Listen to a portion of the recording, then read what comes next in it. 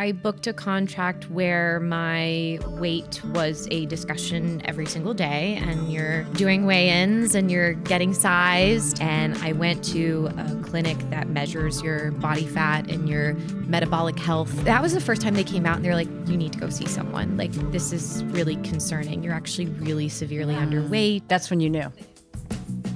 You've arrived at the Mental Health Spotlight podcast with therapist Caise. If you're in the entertainment industry or you're someone who wants to have a voice, this is the podcast for you. We have 3 takeaways today. The first one is how to use your voice. The second one is how to use your creative voice in the entertainment industry to say what you need to say. And the third one is how to survive a mental health or eating disorder challenge when you have a life in the entertainment industry. Stay tuned to Makayla McIntosh's fabulous story. Makayla McIntosh. Yes. But you also go by what? My married name now is Richardson. So, but not like your stage name. yes, so if people are I go looking by you up. Makayla McIntosh, but legally it's Richardson because I got married. Fair enough. And I didn't know that actually, did I?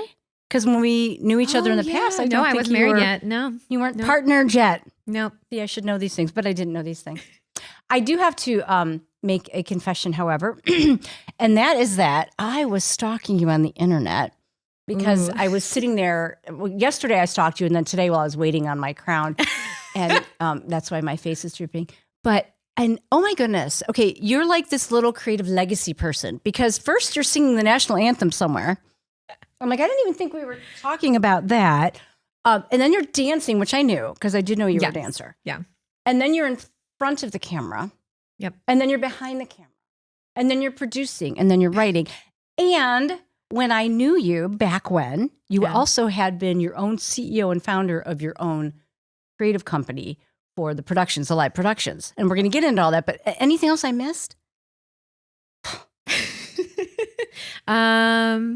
There was like a fitness stint in there where I taught fitness, Pilates and kind of all of that. I kind of remember too. that, right? Yeah. Of course. Yeah. Because you're kind of on a stage there a little bit. You're out in the front. Yeah. So you've been busy.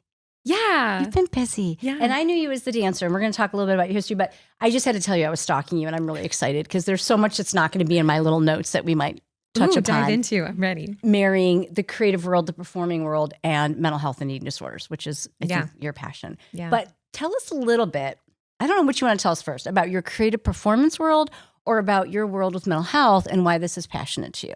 And maybe they confluence. Yeah, I think they confluence. I mean, I think if you've grown up as a dancer, there's just never, I hope it's changed since I grew up in the dance world. I don't know that it has, but there's just always talk about your weight from every component of getting fitted for costumes to being compared with the body next to you to X, Y, and Z. So I think there was always an awareness being a dancer growing up and having that. I don't think I thought it was a problem until a certain point. It just was, you were always trying to look a certain way in costumes and people were always commenting on your body, which I thought was maybe something you just signed up for in the dance world. And did you do ballet too? Because when I work with ballerinas, they talk about you have to hit these lines. And these lines are what somehow dictate what the body should look like, but it's kind of not true. Yeah. I did ballet. I realized pretty early on I never wanted to be a ballerina. And also my swimming and gymnastics history, I think, also dictated some of that because until Misty Copeland and kind of some of those dancers, and even you kind of look at how they treated her, you couldn't be a muscular ballerina, which is insane. To that point, right? You feel like you had to fit into this little line. And so you even knew, even before maybe any of these thoughts got in any way pathological, you knew that ain't gonna work. Yeah, it's some of what you do, I think, as a kid kind of dictates your body shape. And me doing a lot of gymnastics and swimming, I was just more muscular than other people. And power on. I didn't really think anything of it at the time until you're in a leotard and tights in front of everyone and everyone's commenting on that.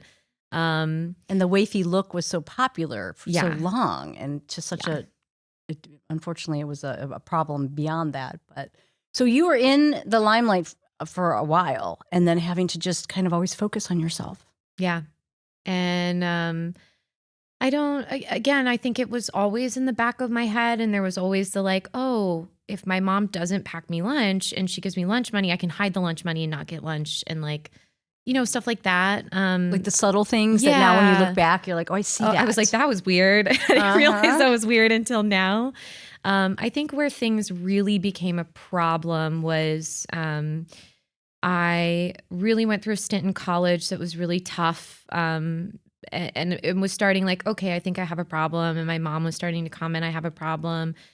But then being in New York, like you're just walking everywhere and you're dancing all the time. And like, I think you just kind of naturally move so much in New York that it wasn't on my mind as much per se. Made it easy to rationalize, didn't it? You're like, well, everyone's like this and I'm on the go. Of course my body looks like this. Yeah. Of course I don't have time to eat. And then I booked a contract where my weight was a discussion every single day, and you're doing weigh-ins and you're getting sized. And can you share what that was for? That might be a bleep out. Was it? But it was a company that cared about, because I have a little history with that too. And I worked for a big company where they used to give you body parts to look like certain things. Oh my gosh. Yeah, but I didn't have to change my body. Yeah. You did. Ish. Ooh, It's weird. You book a certain way and then you kind of get there and there's like the subtle and not so subtle conversations of things. And it's inferred. It's inferred. And Maybe then there's try that outfit on him. Yeah. And then you're doing your costume fittings and they're just like, oh, you'll lose weight. You're in rehearsal. Like that's going to happen. And you start to realize like, oh no, you expect me to. So you were wrong on some level. Like it's in the narrative somewhere. Yeah. And I don't think it's secret to just that particular company. I think the cruise ship world as a whole, there is an expectation that they want. Now it's all coming back to me. Like, I remember. Yeah. I remember, but I'm not going to say anything. But, and it's kind of fun now. Like we have like Virgin Voyages and stuff that's kind of like, I don't want you to look like that. Like I want to hire people that look different. Is that a thing now? Yeah. It's changed. Yeah. And what was the name of the cruise line? Virgin Voyages. Like I'll see their casting calls. I'm like, that's cool. They don't want the typical what that world was. Like they want people to come as themselves, which is pretty cool. That's fabulous. And I think we're starting to see a shift in some of that in different companies. You already got to number 9 then. How is the world changing? I'm like, I don't want to get ahead of myself. We haven't even talked about all the muck and you're like, by the way, Virgin's doing it. I see that and I'm like, Yay. Oh man, if I were to ever go back to that world, like that's a cruise line. I'm like, it seems like all the people that do it have a great time because it's not a conversation around your body so much as some are. So I lost a ton of weight because and some of it was intentional and some of it was, my job was dancing and being so physical. There was no way kind of not to. There were blurred lines. I remember working with you on this and it was kind of like, sometimes you didn't know. Yeah. Like, well, of course. And then you're like, oh, but I kind of sometimes do that thing. And it must have been hard for you. Well, and and this is like, performing for the first time this past summer, I was like, oh, sometimes I just can't eat before a show because it's all the nerves, Yeah. It's not me going, I'm not eating before the show because blah, blah, blah. It's like, well, actually, I can't eat until after the show because I have nerves. Like, I'll be in the toilet when I'm supposed to be on stage. I know, right? Get it. So I got to the end of my contract. And then, of course, that's all reinforced by the people around you. Like, oh my gosh, you look amazing. You look so good.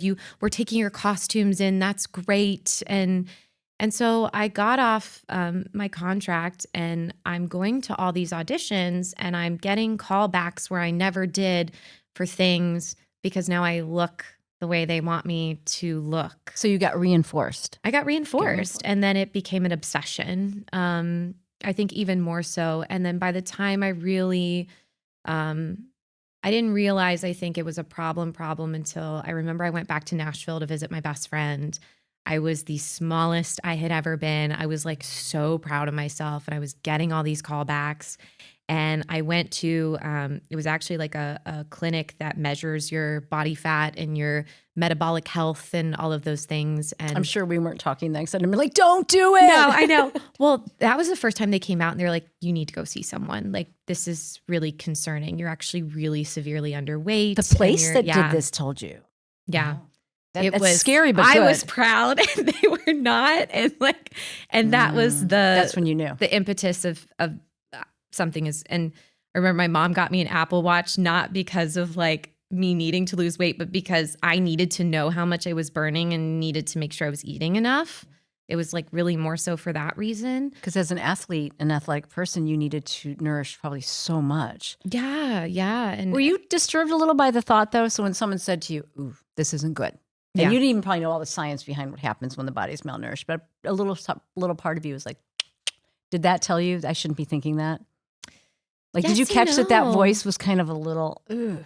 It was both. I could not see how small I was. I was so distorted in my thinking and Dysmorphia, even in yeah. photos. But now I look back at photos from that time and I look sick, you know, like And you I thought you had- looked good. You're like, look at me. And you're like, Yeah. I'm green. I'm gray. yeah. Now I I turned to look the gray. side. Yeah. Well, and then that was reinforced. Like I booked my dream job, my absolute dream tour. And I want to dance around this lightly, but I put on some weight when I came back and what people told me was healthy weight. And like the first thing that was said was like, oh, you put on weight. And I don't know if that was meant in a bad way or not, but I took it as We shouldn't be talking about weight, period, yeah. including the performing world. Yeah. So in that way, they shouldn't have been talking about it. Yeah. So you already were like, I think I'm getting better. And now you're telling me that I'm Yeah. wrong. And then Did you get to keep that job? Yeah, I did. Good. I did. But that whole experience of what was like my dream is overshadowed by the fact I spent the whole time trying to get smaller. And then I was surrounded by other people that were also in the same mindset. And then it was really toxic and really hard. And I came out of that. Then on top of that with a horrible accident, which then just was this spiral that by the time I saw you, that's where when I was met at. you. Yeah. Because when you said those things, they came back to mind because you had told me about them, but we didn't experience those together. Yeah. I met you post-accident, Yeah. and you were rebuilding yourself from the inside out. Yeah. And you had already, to give you so much credit, you'd already done a lot of work on your own. You recognized the problem. You had already you were in process when I met you. You said, I got more to do, Caise, but look what I've already done. I was kicking and screaming the first time I came, though. I mean, You put on a good show. You're like, here's what I've done. I know what's happening. I'm insightful. well, and I give my mom credit, and I guess this will eventually bring us to the film project. But like, she finally was like, I can't live with you like this, because I had moved home from New York, which is really hard for me. Like, I felt like I was giving up on my dream, which I'm not a person that gives up, but it was everything. And my roommates knew I had a problem. Everyone around me knew I had a problem. And that's maybe where things are interesting too, of like, you get thinner and it's not a problem, but then you start purging. And that's the problem that people see a little bit easier if they've been around it. And we can't see it. We don't think it's there, but restriction is as horrible as purging. It is purging. Exactly. But people don't see you restrict in the way that they maybe witness or see. I know it's different for everyone, but Which explains why that scene, and we'll get to that, but that very last, I was reading an echo. Sometimes we need to see it and to actually call it out. yeah. So for you, did purging start? I don't know if you want to go into detail about that, but to that point, that was one of your behaviors. Yeah. Yeah. And that's where it was wrecking my brain space and taking over my life so much that I was missing work and I wasn't showing up to auditions and I was canceling plans and like, and that's where, and to kind of circle back, I guess, to the beginning of like, oh my gosh, you do all these things. Someone finally said to me like, you know, you do all these things. I don't know how you do everything. And I'm like, well, I feel like I wasted 3 years of my life. Like I was a shell of a human. You're all up here in thoughts, probably. Yeah, and you have no space for creativity. You have no space for creation at all. Like you're really in survival mode, if even that. You're going through the motions, anxiety, depression, like all of it. That I think when I finally came out of that with a clear head, I'm like, my regret is like, I wish I could go back and redo those 3 years with like the mindset I have now of when that accident happened. It's like, I thought my career was over because you already have a timeline on dance anyway. And that was part of it, is that like I'm in the prime of my career, the prime age and the prime opportunity, and I'm losing this time to an injury that I'm not going to get back. And I already have an end date on this anyway, you know? And that's what was so hard for me to rectify. And in some ways, having my company kind of saved me, because when I finally got through kind of the worst of it and went back to, I guess I should say, I have a children's entertainment company. When Remember that.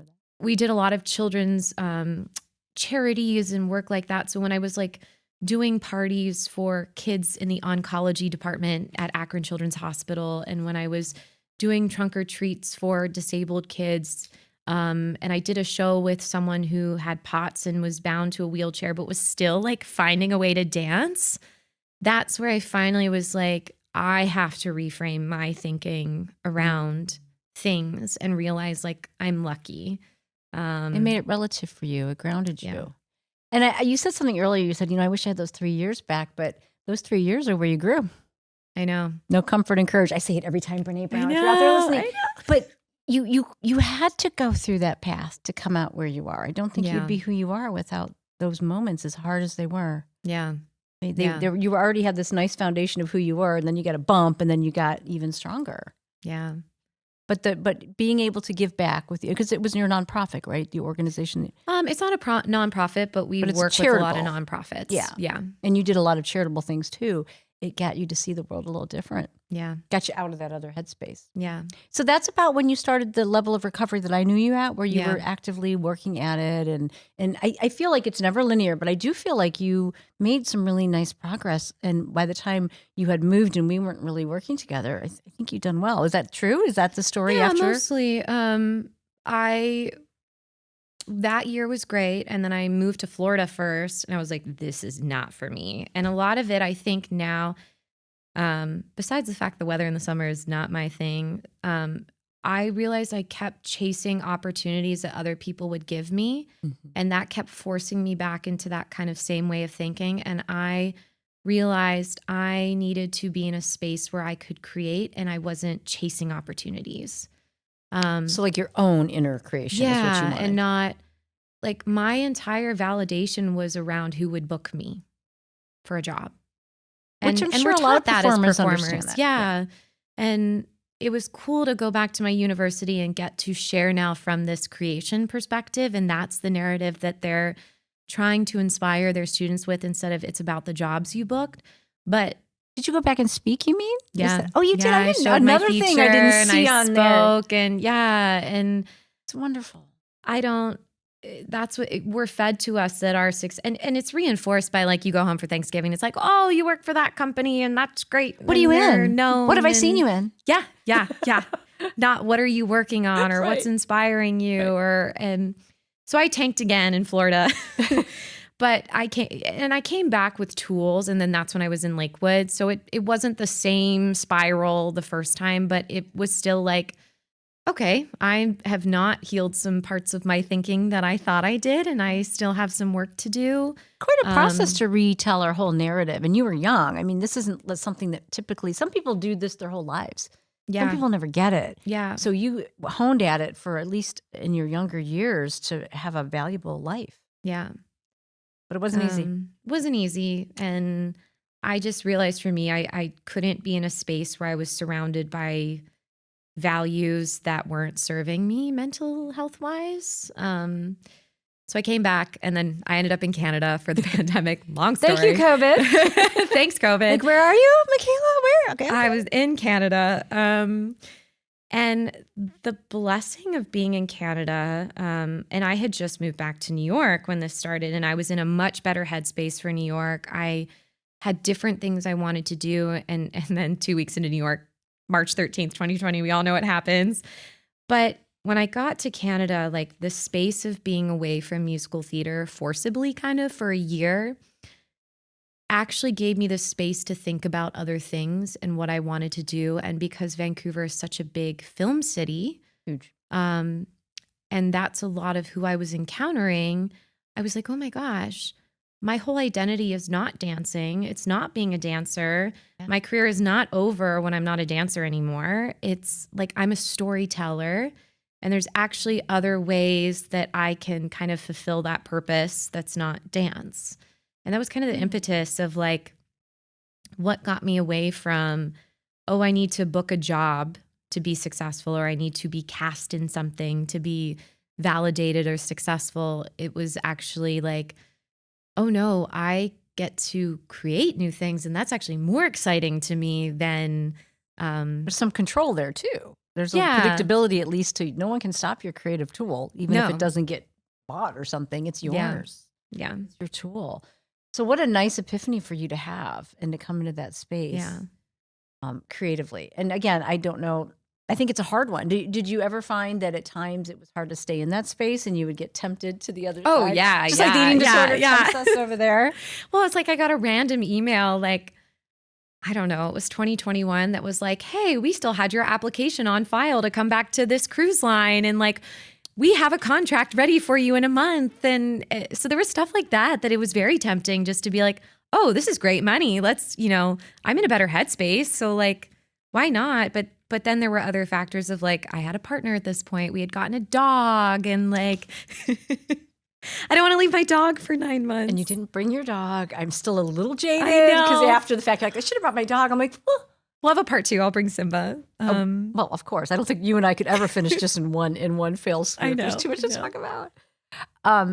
So life had changed, and you were making decisions then based on your creative voice. We kind of talk about the ego versus the soul voice. I'm sure we did activities on this. Yeah. And the ego voice, especially in a world of performance where the validation is not consistent, and also it's complicated, and it's not a testament of your quality often. No. It's your time. You're typing. Yeah. So that getting caught up in that voice, that we call it the ego, which we need a little bit. The ego helps us make money and help, but your soul voice is real. It's that little quiet voice in the background that whispers, and it kept saying to you, yeah. and finally you're like, wait, what? Yeah. So tell me about the creation process then. What kind of things have you taken this and created? What have you been doing out there? Because I don't know a lot of this. Yeah. I've creeped on you for so long on the internet. Well, it's funny. Like I was in high school and I would write songs, but I squashed that because I was like, well, I don't have time. I'm booking all these things. Or like I would start writing a story, or I'd start writing a screenplay or a play or whatever, and all those things. But thankfully I'd saved a lot of stuff in a folder. So that was kind of nice. Great. You knew that this is an idea not to And there was throw some away. stuff that was cringe. You're like, oh, you Good. you go back and you're like, oh, you should have yikes, brought a high school sample. me. Next time, yeah, could have had a I'll little whip out some reading. cringe. I'll find some 14-year-old poetry of mine. Right. Or your Facebook statuses from like 2010. You're like, oh no. Nobody cared that I had a coffee. Oh yeah. They should care, but they didn't. And then the big one for me was when I started taking an acting class in Vancouver, a film class. One of the exercises that we had to do was write our own guest star.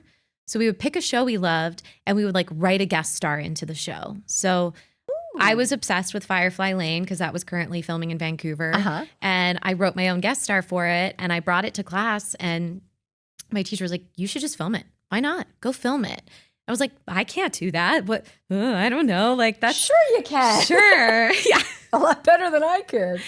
And he was like, come on, do it. So I went to a group of my friends who I joke and call my $500 friends because we did this showcase together to try and get an agent. Yeah. Whole thing, spent a lot of money. But not what came out of it was not an agent, but what came out of it was like my closest creative collaborators to this date, which is worth every dollar of that showcase. Because that's for life. For life. With or without your agent in the background.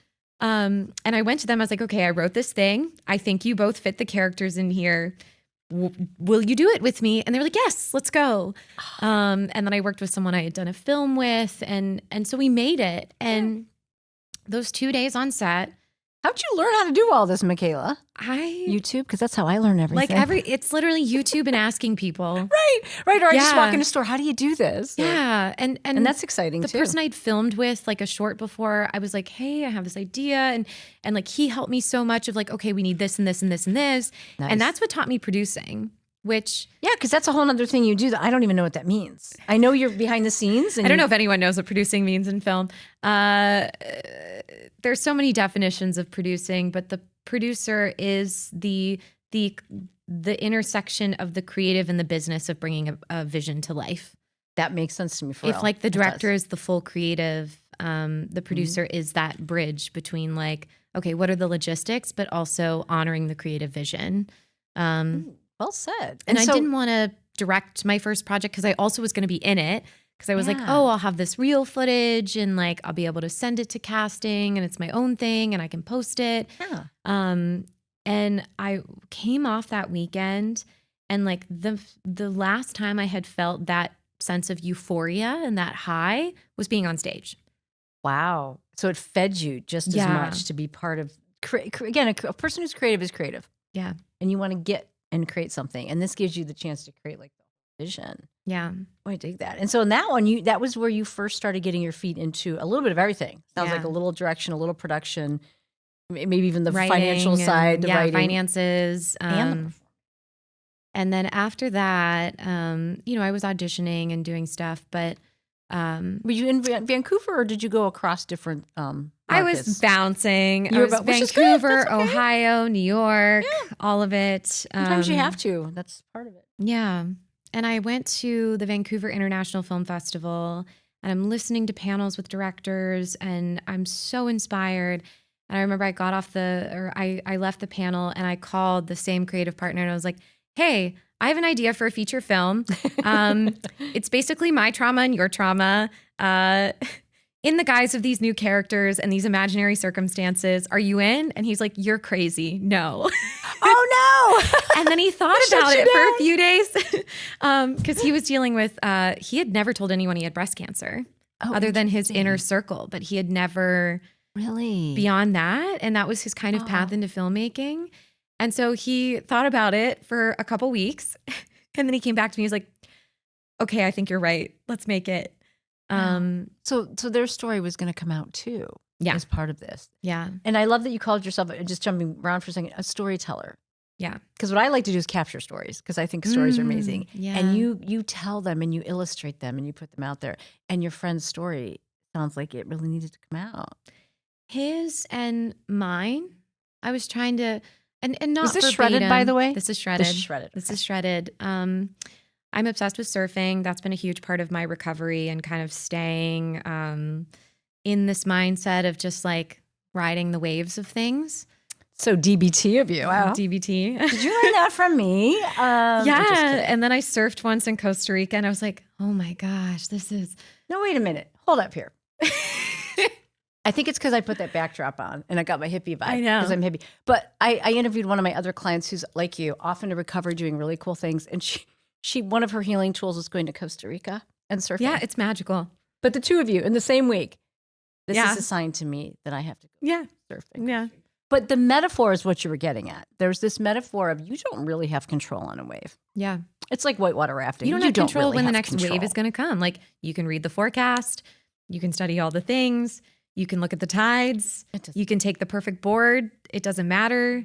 You just have to give it up to God or whatever your thing is. Yeah. A little bit. Yeah. You have to surrender out there.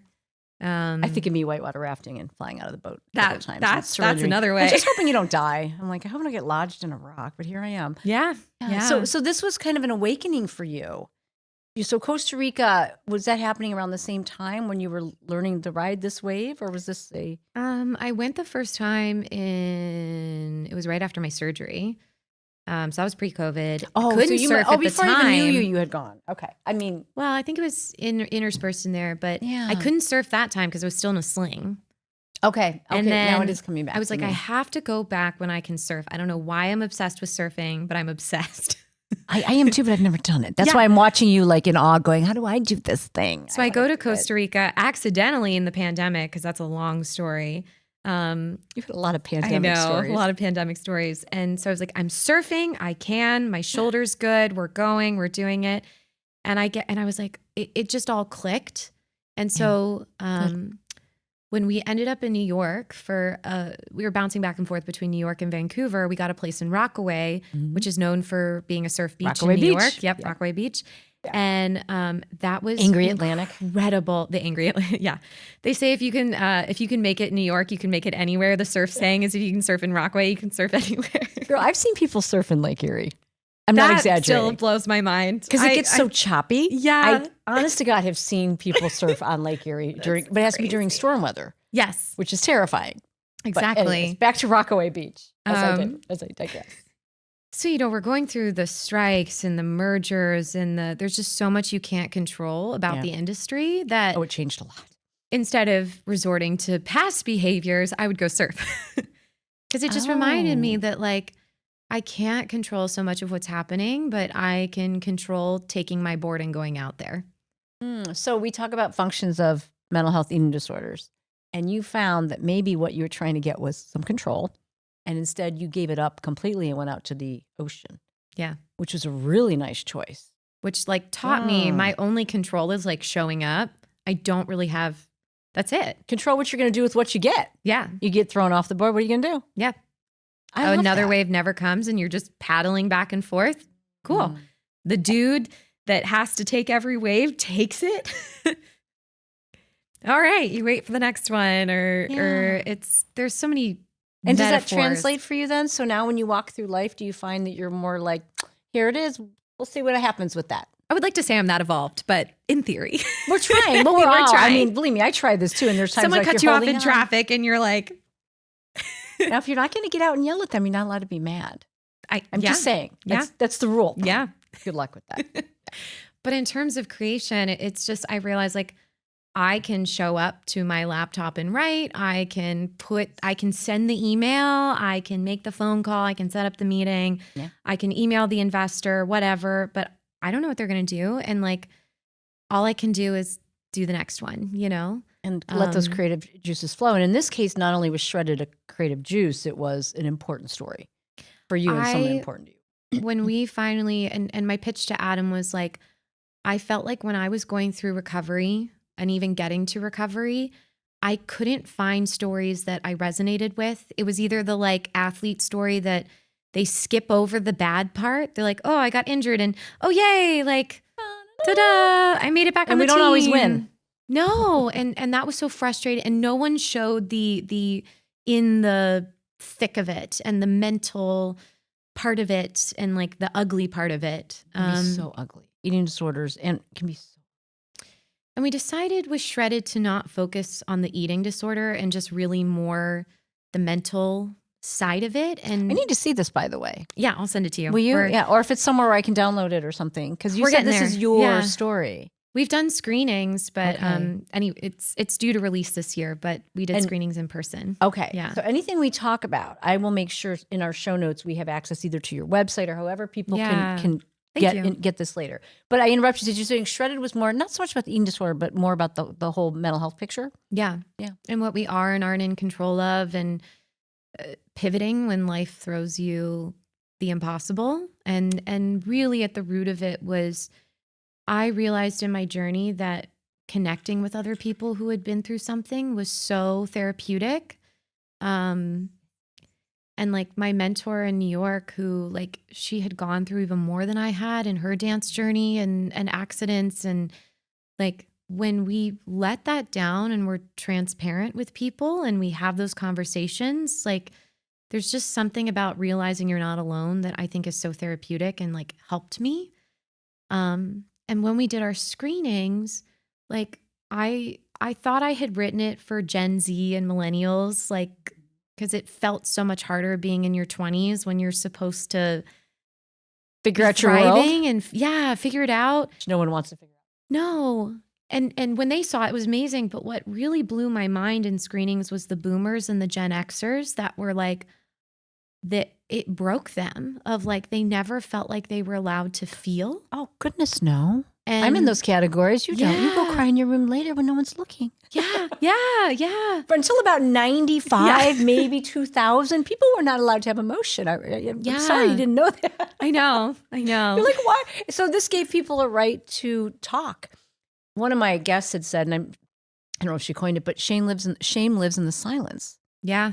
So by That's you exactly saying, what it is. let's share, let's talk, not only do we learn and resource, but we don't hide from our story.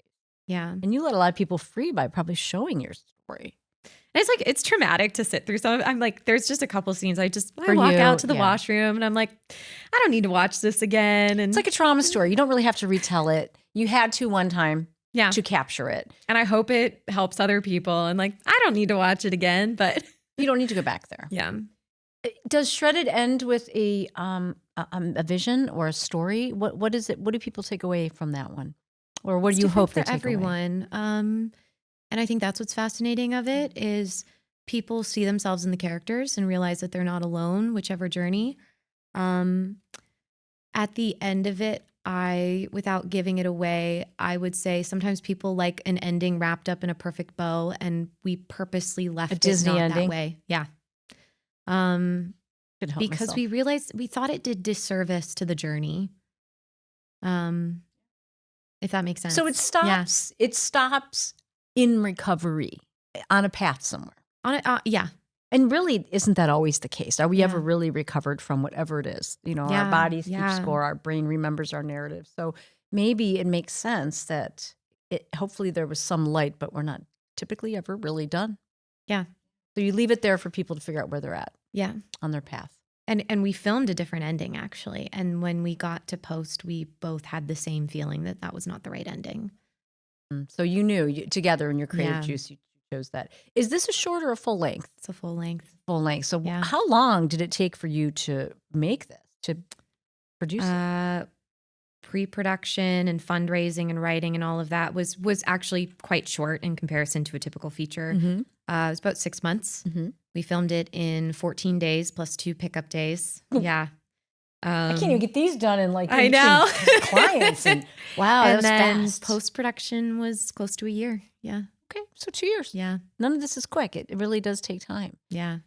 So now it's now it's here, and now you're ready to release it into the world. We'll go to film festivals and stuff. Is that the plan? We did some film festivals. Oh, you last already year. have. Yeah, Okay, we did film festivals. So it's already out there. It's just screenings. Yeah, we're just tweaking We're tweaking a couple things from feedback from festivals. It's really more technical than anything. Yeah. That just before we release it into the world. But I can't wait.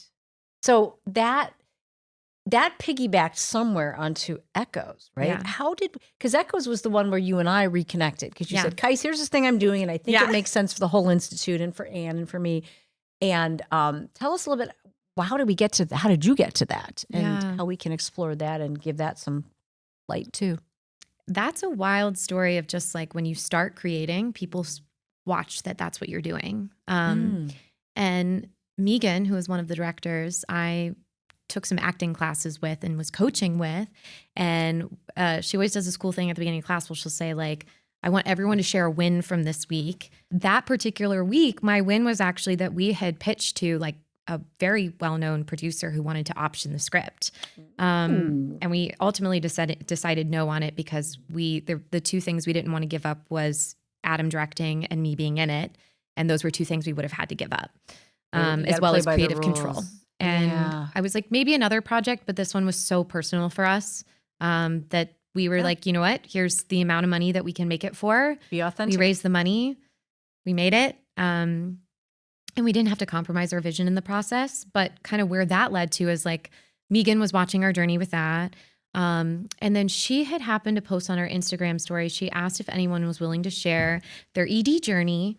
And I was like, ooh, okay, we're getting vulnerable here, but sure, why not? So she sent a list of questions. I filled out the whole questionnaire and I sent it to her. And then I don't know, maybe like 6 months went by, like long time. I'd forgotten about it. And then I got an email from her that was just basically like, hey, I'm actually really interested in possibly having you produce something. Can I send you the script and the pitch deck and see what you think? And boom. I opened the pitch deck, which of course says, trigger warning for eating disorders. I just was looking that over at the dentist. Yeah. Again, I was looking at it again. I was like, let me peek over all my materials while I'm making you wait forever. Yes. And I was like, oh my gosh, I filled out that questionnaire. Okay, I know where this is going. But then there's always that pit in your stomach because you feel like you watch a lot of stuff about eating disorders and it's, how do I word this? It feels a little fake. It feels like a caricature of an eating disorder. And not to say, like, people's journeys are so individual, but a lot of what I had seen didn't feel. It doesn't fit film. Like, if you think about it, eating disorders don't have a lot of components to them other than the potential recovery path when you get on it, which is what I captured. That really, it's hard to see it. It's hard to see it. Like, wow. Like, and yeah. So this person's capturing the gritty and the nitty gritty. And I was reading over a piece of the script I think you sent me, and it's, And I read the script and, you get to the ending and you go, I hope it's not the ending that everyone else does. And it wasn't. And I was like, I can get on board with this. And also, I've also always been trying to figure out a way to actually capture the eating disorder part of it, but I've never found a way to, like you said, it's hard to put in a narrative setting. It's dark. It's dark too. I mean, But there's light in the end. And but when you first told me about this, I said, hey, listen, I get that it's ending realistically. But I said, can we show people in your forums after and in panels that where recovery does lie? Yeah. Because you want to be true to the story. And you want to be truthful to people's story journeys is not too. And it's messy.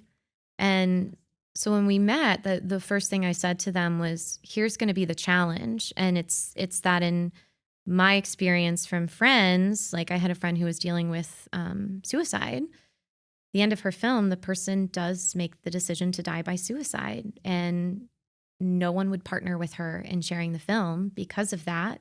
And that's the hard part is, well, look at how many people do. If we're not being true to the narrative, like how do we be true to the narrative, but also don't make it like a copycat vibe? And that's why people are afraid when it comes to self-harm, that it's going to romanticize. That's why they're not. It's not because it's not the story to tell. I don't know that we know how to do it for someone to do it right, where it doesn't feel romanticized. I think that's what's so hard about it.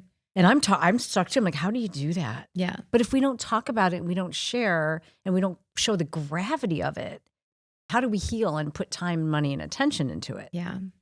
I think a lot of, speaking of the performing world, I feel like performers are coming out more, people who have influence, and talking about mental health and being pretty blunt about it because people are skirting it. Yeah. And if you're becoming an influencer, so here's your voice. Yeah. Well, and you look at like, I mean, it's almost every day you read a headline that it's tragic, whether it's suicide or it's drugs or alcohol related or ED or a lot of pain out there. Yeah. And a lot of marginalized populations that suffer as well. Yeah. Yeah. Well, especially. Yeah. That's we a haven't whole even nother skirted conversation. that. Yeah. I have some podcasts on it. But we have a lot of people more at risk even than others. So this is poignant. Echoes is going to be, because it's in pre-production, right? Yeah. Where you're looking at it. It is going to be poignant and real. Yeah. And I think the other perspective that struck me so much, and some of the team members we've brought on that didn't personally struggle with eating disorders, but were the loved ones of very close people that did, they resonate so much with the sister. And even when I was reading it, I was like, oh girl, you and I would be talking on the phone. You'd be coming into session and work with your loved one. Lana, I think her name is, like, I don't know if I can say that, but. Oh yeah. No, May is the sister, but. And we said, even if the film doesn't end up being seen by people struggling with the eating disorder, I think it's important that the people who are the loved ones, so they know they're not alone in this. They know there's resources for them. And maybe them seeing themselves in the character is going to give them comfort too. They're very vulnerable too, because you talk about that riding the wave, and you could choose to do that, but your loved one has to stand on the beach and watch. Yeah. They can't ride the wave for you even. No. They can't do any of it. They have to just sit there and watch you completely flip a script about who you are and what you do, and it's terrifying. Yeah. So I'm very, very happy that you focused on the loved ones, because their journey sometimes is even harder. Yeah. And then the mom, we talk about so much. EDs are generational. They're passed down. Sometimes they're learned. The effect family has and the how your family's values they grew up into. Like, I just saw a film from a Filipino filmmaker, and I had no idea how things are ingrained into their culture, and that she had made a film dealing with that, and I was blown away. And the cast came up and spoke after, and them all sharing their personal experiences. Like, you realize there's so much ingrained, not even into American culture, but into, like, I lost a roommate in university or boarding school my freshman year. She had to go back to Japan because her family ended up making her come back. But her friends told her when she came to America that she was going to get fat. And so to combat that, she was battling an eating disorder our whole time. And a few of us had kind of talked with her family, and they ultimately made the decision she should come home to Japan. And she's thriving now, and she's a doctor, and she went through her recovery journey, but it's not isolated to just our culture. There's a lot of cultures that there are. And just the mental health, like you said, how we handle mental health, how we pass things down. It's cultural, familial, historical. There's so many different things that can happen. Even the idea of eat everything on your plate. If you're a kid from the 70s or 80s, you don't throw anything out. That can have that little itty bitty thing has ramifications. Yeah. So you recognize that the world around the person needs that story needs to be told too. Yeah. Not just what they're going through. And that's a huge information piece because advocacy starts in the community, not with the person. It starts with the schools, and it starts with the doctors and teachers and where all the influence is. Yeah. So this is going to be a short. Yeah. And you're working right now on getting funding and backing and everything in place. Where are you going to shoot this? Vancouver. You are going to shoot in Vancouver, Okay, British Columbia. We have Megan and Roxanne are co-directing, and they're Australian Canadian, Awesome. which is kind of exciting. We have like nice little got some kind Australian of there for surfing. Yeah, but that's like we were like, we have to do a tour around Australia, and I'm gonna go and I'm gonna surf everywhere. Well, don't you need me there to talk about eating disorders after every premiere? I feel like that was my job. Exactly. Good Australians. Very important that I be there to support people. Exactly. Well, and I do love that one of the reasons you were connecting is because you want to have the voice of eating disorder treatment and recovery and people who provide that in this somewhere. Yeah. We've said in festivals, you don't have control, of course, around how the Q&As are conducted. We want to have slides at the end that are like resources? Yeah, resources and maybe are the continuation of the conversation piece that isn't the narrative of the film. And talking with you. And there's also a foundation in Vancouver that's a nonprofit that they're trying to get resources to people, especially marginalized communities, like having that conversation of what do we put at the end. But then when we get to have our own screenings, it being a curation of having the conversation after too, because that's so important. And you could do that in Cleveland, right? Yeah. Because whole institute want to back you up. Absolutely. That'll be so much fun. When you have, this is your home too. So you have some roots here. So the idea is to get this done. What's our time frame? When are you hoping to have this beautiful piece complete? We're hoping to film mid-March, and then this March. Yeah. Like 2 months from now. Boom. They're also developing a full feature film that we'll start to develop and work on. They're writing the screenplay for it now? Yeah. Okay. And we want to incorporate, we're doing a lot of interviews with other communities to see what we can incorporate, but also it not just feel like a social piece, but it feel true and feel like it captures more people's perspectives, if that makes sense. Because also the Indigenous community in Vancouver has had, well, in Canada as a whole, but has had a lot of challenges around ED and access and resources. And see, I'd be ignorant to that because I don't know much about the community there. So you want trans perspective, like that's a lot of what we've talked about, non-binary, now hearing the Filipino, and like the Canada is such a melting pot too of cultures and people from different countries. And everyone has, it's interesting. And I've had several different populations I work with, and I work a lot with the Orthodox Jewish community, and it doesn't matter where you look, it's there. If you at least are in a modern society, in the last 100 years, which is where a lot of this has started to brew deeper, you're going to have either some form of disordered eating or body image challenges or mental health. Yeah. You know, I remember growing up, people saying, if you're in the dance community, if you're on camera, if you're a gymnast, if you're a swimmer, if you're wrestling, if you're in one of these sports that the obsession is your weight in your body, you're more likely to develop an eating disorder because of those things. And yes, that's true. You have a predisposition. You probably still need a predisposition. But then we're taking away from anyone else that is struggling, that doesn't fit in those things. And they're not, it's not all white females between 15 and 25. I can assure and the you whole of that. vanity side of it, like that's the other thing that I hope, I don't know how we incorporate it into a short. Maybe it's a part of the conversation of the feature, or it's the dialogue after that. It's not a vanity disease. It's a brain disease, quite honestly. And that's why I want stuff like your production and things like this to create more research and more advocacy on how do we help what almost portrays itself as a psychosis. I mean, eating just, I've never seen anything like it. I've been in this for 20 years, more than 20 years. And it is such an interesting brain trap. It is a hijack. It is like nothing I've ever seen. Well, and we've talked about that with the sound design. Like how do we, and the three of us have been through it, how, and communicating this to our sound designer is like going to be the challenge of, we really want those moments with Lana to feel as close to that brain space as possible so the people watching it can hear Like the what mania we're in there. hearing. The static. Yeah. One of just the fact that when people describe their brains to me, a lot of them will say it's static. Yeah. It's just loud and Yeah. messy and ugly. And then there's words and narratives. and it's blurred. And we've talked about that with the camera movement. Like Ooh, I love it. even how you see is different when you're in the manic of it. Like, So you want to show that. You want Yeah. somehow how you do all the cinematography, I guess you yeah, call the it. camera language of it. Yeah. Oh, I love that. And people should be a little uncomfortable by it. Like, why is Yeah. this uncomfortable? Yeah. Oh, Yeah. it's like wearing gloves and trying to dial. Yeah. You know, it's I love that you're paying attention to that. If 'Cause we're it like is. Juana's POV, how can we communicate that through the camera? And I felt that even in reading the Yeah. clip you sent me, I felt that. You even say it in there, but in the very last part of what you sent me, there's this moment and it just seems so dark and yet real. And yeah. So that's going to be quite a challenge for you Yeah. to really capture that. It's not just the script, it's really how this plays out. Now, refresh me because my brain went into so many productions. What are you're producing this? Yes. Are I'm you also just performing? producing this. No. You're just producing. Well, that's kind of exciting for you in a way because you get just to stand behind the scenes and focus 100% on that.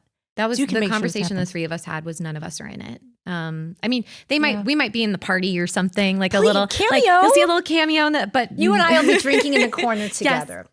Tea. Right. Yes, because we have alcohol-free sets. Oh, sure. Well, and drug-free sets.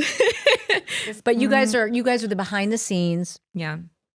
So, yeah, I think you almost have to be in order to be far enough back to create what you're describing. I think it'd be Yeah. really hard to be in it and do that at the same time. Yeah. And worry about all this other stuff though. If you were maybe a humongous production company where you could give it off to 10 people, but you're one of the main players. Yeah.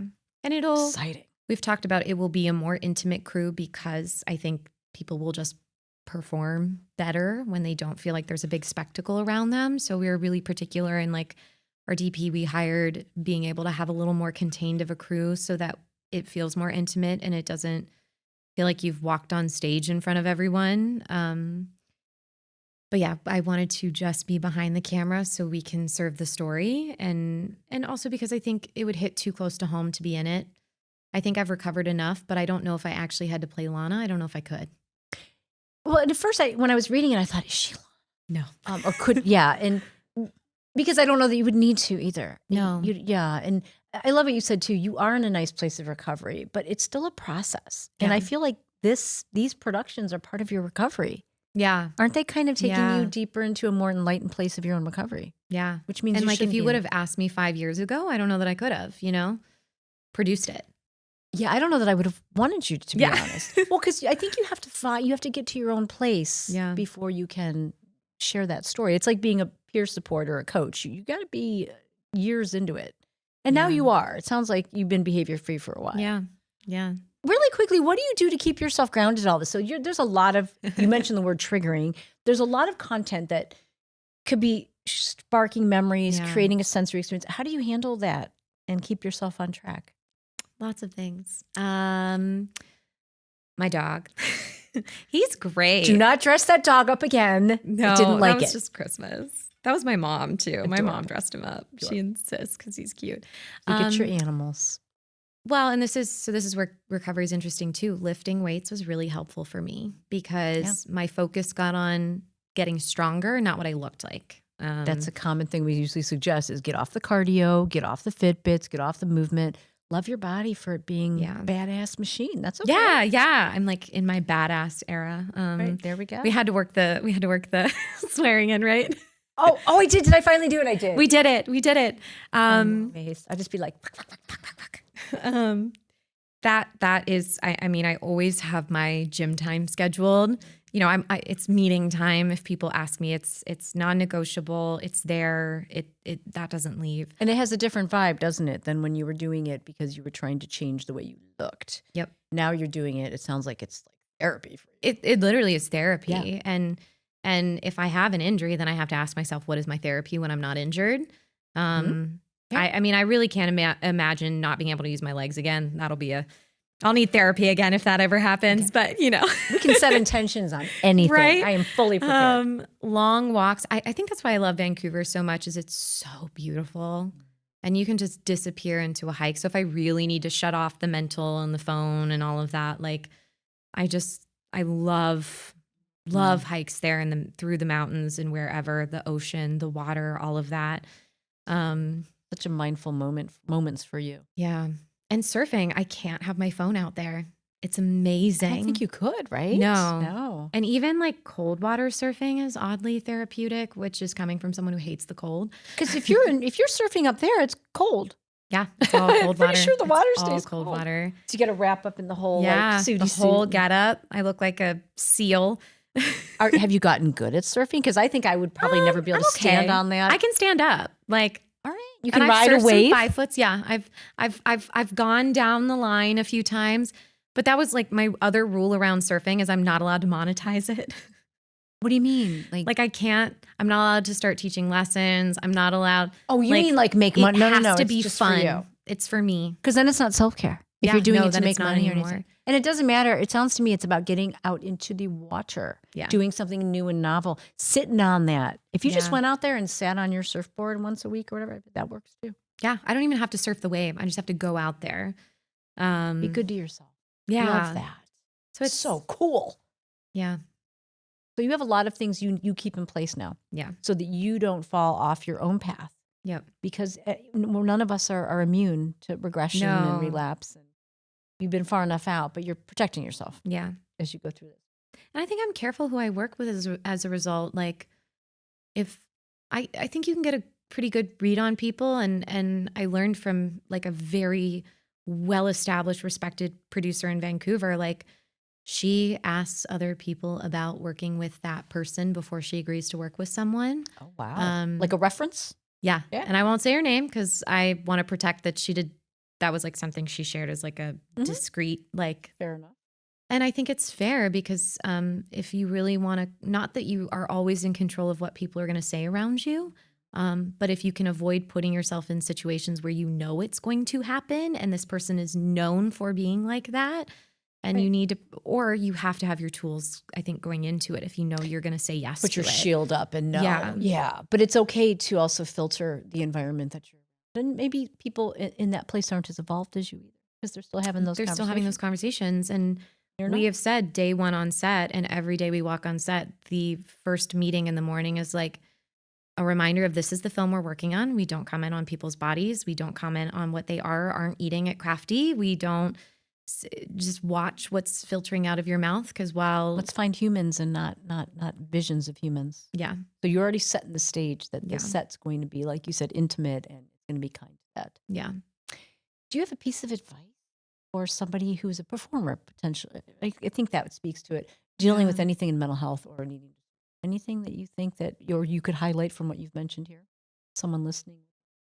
You have to find a way that your value is not based on what other people think of you and what you're doing and what you are or aren't getting cast in or working on. Your value has to come from somewhere else. And in you did this by finding your creative edge. Yeah, that was for me. And I realized for some people like, oh my God, I don't want to produce. And that sounds like a nightmare and this and that. So figure out where your value comes from that isn't shaken because I've had to prepare myself when Shredded comes out and people are making reviews on IMDb, I'm not reading them. Right. Good or bad. People are entitled to Not their why you did it. opinion. They're didn't going do to it have for their that. opinion. Yeah. Look at any Instagram, TikTok, YouTube video, and trolls are more likely to comment than actual helpful advice. So, what safeguards do you need to succeed in this industry, and how are you also trailblazing a new narrative in this industry that isn't based on that, and maybe it is saying no to things that are going to potentially put you into a place where you don't want to be because that is what the focus or whatever is of that thing.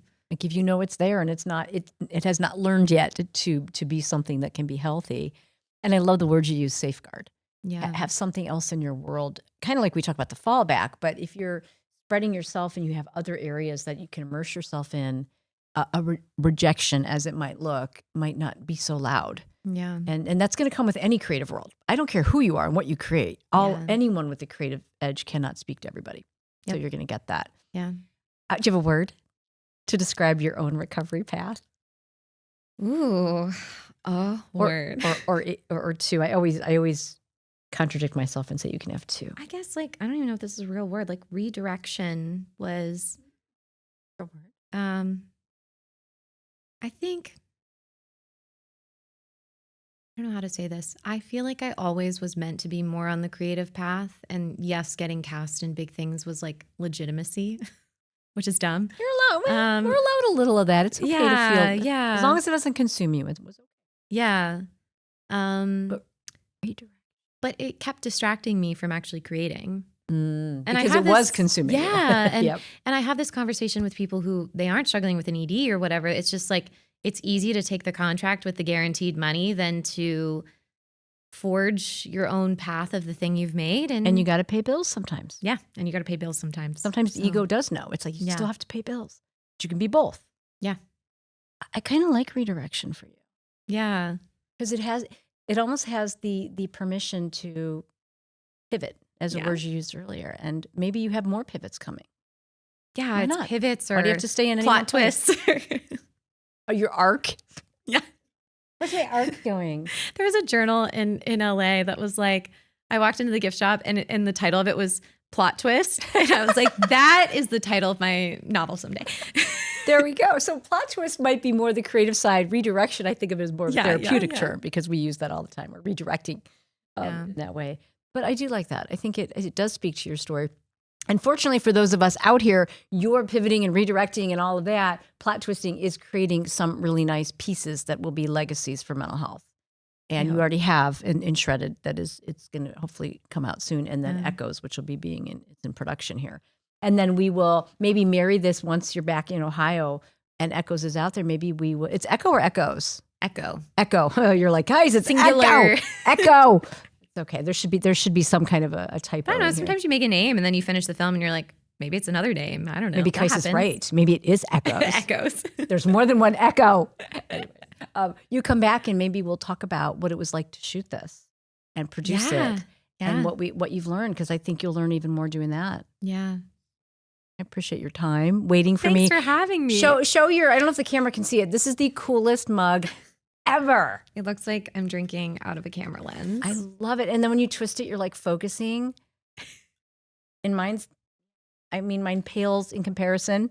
Talk about aesthetics. Yours is aesthetically more pleasing. But since it has no emotions or narrative, I can tell it's prettier than mine. I know it doesn't. Well, and I had a friend that made a TikTok that it was like a joke of like, drinking out of my camera lens. And I was like, and then he sent me the Amazon link that was like, no, it's actually a mug. But I thought he actually drank it. Because it does not look like a mug. It looks like it. Like Yeah. Now I want to do that trick. I know. And even the I'll send you the link. top of it looks like a camera. I know. It's literally the lens. It's the lens. Oh my God, I can't. Yeah. The whole time we've been here, I've been like listening to you, of course, because that's my job. But I've also been just like perseverating on how cool that is. I'm like, where'd she get it? That's really cool. He posted it. I was like, I have to get it. Maybe that should be my affiliate link thing, like. Well, we just created it. Does that mean I get a 1% or something? I don't know. You should. Did you say the name? Because then if you say the name, you'll get like $100,000. Isn't that how that works? Is that what sometimes? it is? If you and I were famous, we would just have to say one name and people would be like, ooh. Well, and I also love, it's like Canon, but it's not, it's Can-Yam. So they're not like ripping off the brand. Too fun. That's too fun. So you take it lightly. I love it.